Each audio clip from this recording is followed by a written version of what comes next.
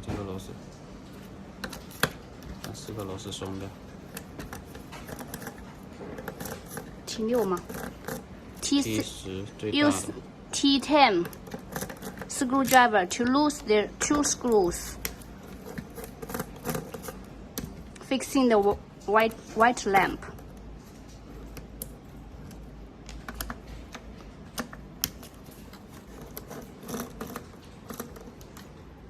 There are many screw types, so be careful.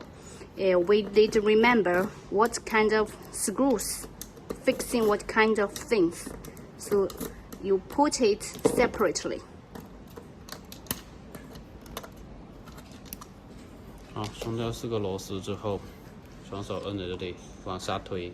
Now, holding like this, and use your finger to push it down. So the core frame is pushed down. Then you can replace a new one. 这些机型，好，结束。